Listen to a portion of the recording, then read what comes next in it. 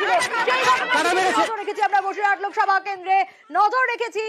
তারই পাশাপাশি রেখা পাত্রীর সঙ্গে পুলিশের বচসা দেখুন। ক্যান্ডিডেট নয়, আপনারা সাধারণ মানুষকে মারতেন, বাস দিয়ে পিটিয়েছেন, রেখা পাত্রকে মারুন, মেরে দেখান। আপনারা পুলিশের চাকরি করেন, আপনারা লুকানোর চেষ্টা করছেন, পালানোর চেষ্টা করছেন। মহিলাদের গায়ে হাত তুলেছেন কেন? মহিলাদের গায়ে হাত তুলেছেন কেন? আপনার কর্মীদের বলুন। এখন যদি পাবলিক আপনাদেরকে বেধড়ক পিটায় না, থানায় যে 5টা ছেলেকে তুলে নেওয়া হয়ে গেছে, তাদের গায়ে যদি একটা আঁচড় পড়ে, আপনাদের ছাড়বো না, আপনাদের পোশাক খুলিয়ে দেবো, ছাড়বো, আপনাদের পোশাক খুলিয়ে ছাড়বো। ভাই এনাদেরকে বাঁধো, এনাদেরকে দড়ি দিয়ে বাঁধো।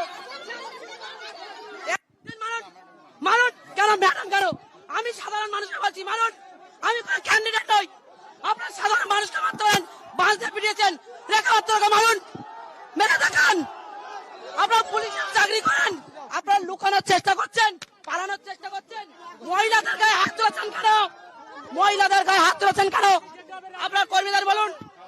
এখন যদি পাবলিক আপনাদেরকে বেধড়ক পিটায় না, থানায় যে 5টা ছেলেকে তুলে নেওয়া হয়ে গেছে, তাদের গায়ে যদি একটা আঁচড় পড়ে, আপনাদের ছাড়বো না, আপনাদের পোশাক খুলিয়ে দেবো, ছাড়বো, আপনাদের পোশাক খুলিয়ে ছাড়বো। ভাই এনাদেরকে বাঁধো, এনাদেরকে দড়ি দিয়ে বাঁধো, এনাদেরকে দড়ি দিয়ে বাঁধো। মারের দরুন মার দিতে হবে। 5 জনকে নিয়ে যাওয়া হয়েছে বিনা দোষে। তারা ক্যাম্পে বসেছিল, তারা যারা ভোটারেরা আসছিল তাদেরকে এগুলো নামের লিস্ট করে করে তাদেরকে টুকন দেওয়া হচ্ছিল, সেখান থেকে ওদেরকে বিনা দোষে তুলে নিয়ে যাওয়া হয়েছে। আপনারা লুকানোর চেষ্টা করছেন, পালানোর চেষ্টা করছেন। রেখা পাত্র রীতিমতো পুলিশকে হুঙ্কার দিলেন, হুঁশিয়ারি দিলেন পোশাক খোলানোর। আমরা নজর রাখবো, এই মুহূর্তের পরিস্থিতি জানবো। জিয়াউল আমাদের প্রতিনিধি রয়েছেন আমাদের সঙ্গে। জিয়াউল, ঠিক এই মুহূর্তের ছবিটা জানতে চাইবো, কি অবস্থা? যদি একটা আঁচড় পড়ে, আপনাদের ছাড়বো না, আপনাদের পোশাক খুলিয়ে দেবো, ছাড়বো, আপনাদের পোশাক খুলিয়ে ছাড়বো।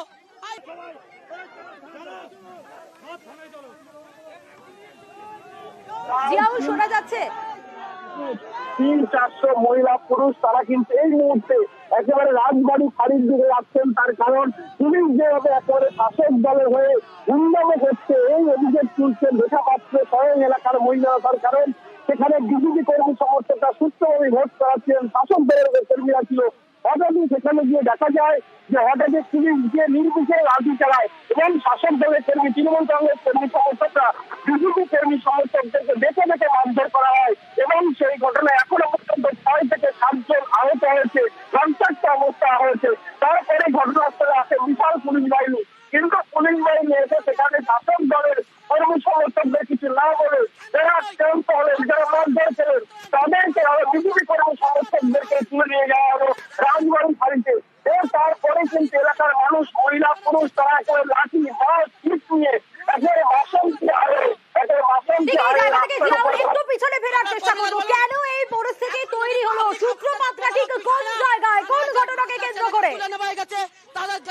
দেখো, মূলত যে অভিযোগটা হচ্ছে একেবারে যখন ওই 25 নম্বর বুথে বিজেপি কর্মী সমর্থকরা তারা কিন্তু যখন একেবারে তারা ভোট করাচ্ছিলেন, সেই সময় সেখানে দুই পক্ষের প্রচুর কর্মীরা ছিলেন। সেই সময় কিন্তু একেবারে পুলিশ দিয়ে সেখানে অতর্কিত হামলা চালায় এবং যে তৃণমূলের পক্ষ থেকে সেখানে নাকি কয়েক রাউন্ড গুলি করা হয়, এমনটাই অভিযোগ করছে এই গ্রামবাসীদের পক্ষ থেকে। ফলে ভয় দেখানো হয়েছে, ফলে তারপরে এলাকা উত্তপ্ত পরিবেশ তৈরি হয়। এই মুহূর্তে কিন্তু রেখাপত্র ঘটনাস্থলে আবার রেখাপত্র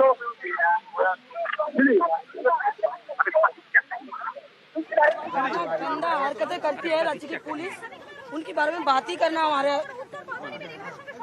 দিদি यहाँ पे भी जो बीजेपी का सपोर्टर से वो लोग দিদি কি বলবেন দিদি? দেখা কি হচ্ছে পুলিশ কি কোনো সহযোগিতা করছে? পুলিশ, আপনি পুলিশের দিকে আঙুল তুলছিলেন কেন, হঠাৎ কি হলো দিদি? দেখুন, ওনারা পুলিশ নয়, পুলিশ নামে কলঙ্ক, পুলিশ নামে কলঙ্ক, মুখ্যমন্ত্রীর কেনা গুন্ডা। আপনাদের কর্মীরা তো আক্রান্ত হলেন, আপনাদের কর্মীরা ধরে নিয়ে গেলেন, ফলে বুঝতেই পারছো একেবারে বিজেপি কর্মী সমর্থকদের অতিরিক্ত পুলিশ সুপার বসিরহাট তার সঙ্গে কথা বলছেন একেবারে রেখা পাত্র কেন দাদা জ্যাকেট দিয়ে দিই।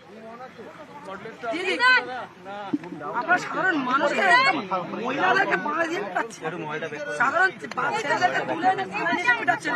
একটার গায়ে যদি আঁচড় পড়ে আপনার বুলেট প্রুফ জ্যাকেটটা পাবেন তো? পাবেন তো? শুনুন, পাবলিকের মা দুনিয়ার বা মুখ্যমন্ত্রী কিন্তু কোনো কিছু করতে পারবে, শেখ শাহজাহানকে মুখ্যমন্ত্রী ছাড়াতে পারবে না।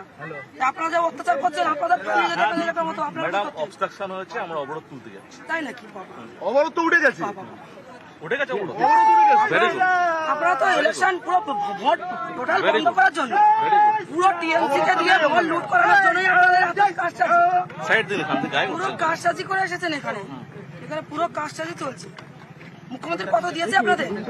ম্যাডাম মুখ্যমন্ত্রী কত দিয়েছে? আপনারা আমাদের ওই 5 জনকে যেভাবে আটক করে সেটা বলো। লোককে 5 জনকে ছেড়ে দিন না, মুখ্যমন্ত্রী তাহলে তো এখানে কোনো ঝামেলাই থাকে না। ঝামেলা আমরা দেখে নিচ্ছি। মুখ্যমন্ত্রী ঝামেলা কি দেখবেন? সাধারণ মানুষকে ঝামেলা মেরে ঝামেলা করবেন? হ্যাঁ বলো। সাধারণ মানুষকে মেরে ঝামেলা করতে হ্যাঁ বলো এসেছেন এখানে? বলো। সাধারণ মানুষকে আপনার ঘরের কি কাজের লোক? চলেন, আর কিছু বলে লাভ নেই এখানে, চলেন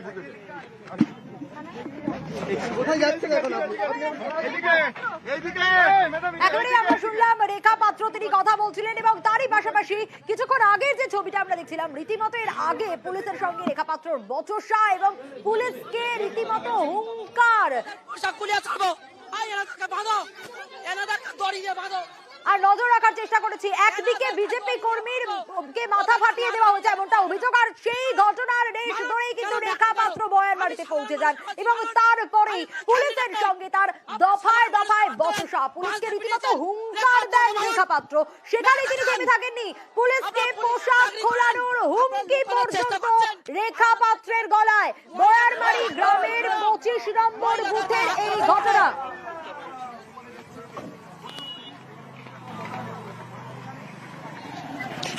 রেখা পাত্রের সঙ্গে তুমুল বচসা পুলিশের এবং অবশ্যই সন্দেশখালীর দিকে নজর থাকবে। এই খবরের দিকে আমরা নজর রাখবো। একটা ছোট্ট ব্রেকের পর